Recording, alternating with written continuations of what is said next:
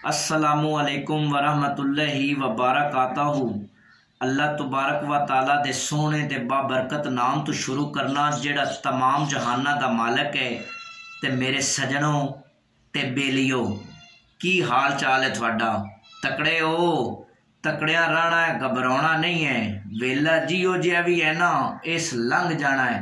तो पता है सियाने की आंदे ने, पानी जेड़ा हमेशा है ना पुलों के थल्लों लंघदा जे, उत्ते कदी नहीं जे आया। तो इस वास्ते घबराना नहीं। तो चलो अज दी गल शुरू करने हैं। गल कुछ इस तरह है मेरे बेलियो ते सजनों। एक बंदा होंदा है ते बड़ा गरीब होंदा है ते उनका रोज़ाना दा काम की होंदा है, पर्ची लिखदा है।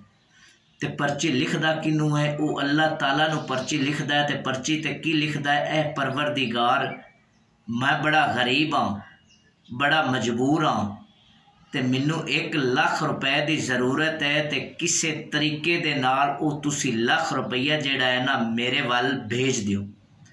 ते वो पर्ची लिख के ते एक गुब्बारे दे नाल बन के ते उस गुब्बारे नू उड़ा दिंदा है। ते जदों वो गुब्बारा उड़ जाता है ना, ते उड़दियां उड़ादियां वो जेड़े इलाके तो गुजर रहा होंदा है, उस इलाके दे विच एक थाना भी होंदा है। ते जदों थाने दे बिल्कुल उत्ते जाता है ना, ते जनाबे क्याली पुलिस वाले वेख लेंदे ने।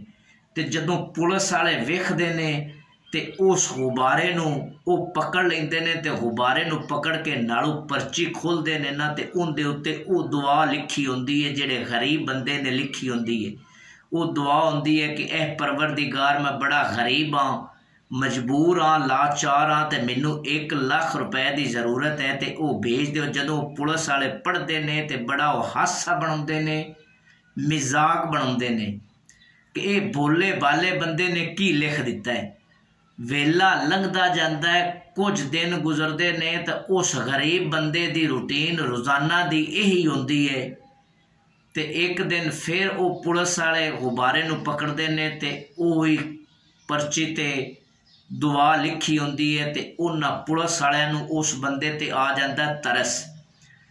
जदों तरस आ जाता है ना, तो वो थाने वाले आपस दे विच चंदा इकट्ठा करते हैं। तो चंदा इकट्ठा करदियां करदियां उन्होंने कोल हो जाता है 50,000। जदों 50,000 हो जाता है ना, तो वो 50,000 उनके वाल भेज देंदे ने उस गरीब वाल।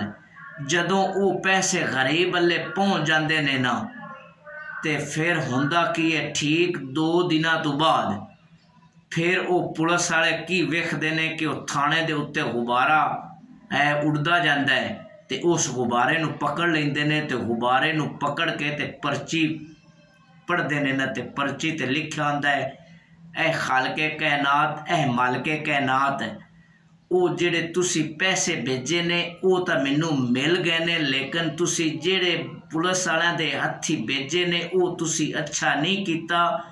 वो अच्छा इस वास्ते नहीं किया कि पुलिस वाले बड़े जालम आन। उन्हें लाख चो 50,000 तो आप रख लिया है, तो 50,000 मेरे वाल भेज दिता है।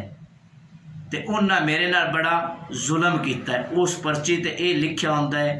तो दोस्तों, गल करन दा मकसद ये है कि बद नालों बदनाम बुरा होंदा है।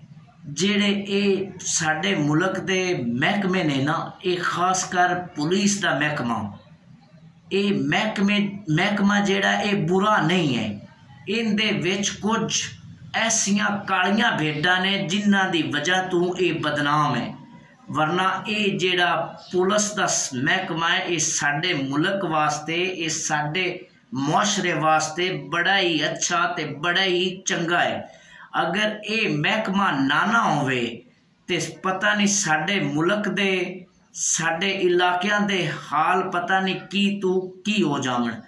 तो ये महकमे जेड़े होंदे ने, कोई भी महकमा होवे वो महकमा बुरा नहीं होंदा। उस महकमे नू जेड़े चलावन वाले बंदे होंदे ने, उन्हां बंदियां विच कुछ कालियां भेडां शामिल हो जांदियां ने जेड़ियां उन्हां महकमियां दा नाम बदनाम करदियां ने। ते वो सियाणे होर भी आखदे ने ना कि जाल एक मच्छी गंदी होवे ना, तो वो जेड़ा सारा जाल है ना उन्होंने गंदा गिणिया जाता है। तो इस वास्ते एक बंदा, दो बंदे, चार बंदे गंदे हो पवन ना किसी महकमे के अंदर, तो वह महकमे के सारे की बदनामी होंदी है। तो अल्लाह तबारक व ताला जेड़े वो महकमे के अंदर कालियां भेडां ने उन्होंने हिदायत फरमावे। तो दोस्तों अपना ख्याल रखना है। तो ये मेरे चैनल नू तुसी सबसक्राइब भी करना है, लाइक भी करना है, तो घंटी वाले बटन नू लाजमी दबा लेना है। थोड़ी मेहरबानी ते अल्लाह निगहबान।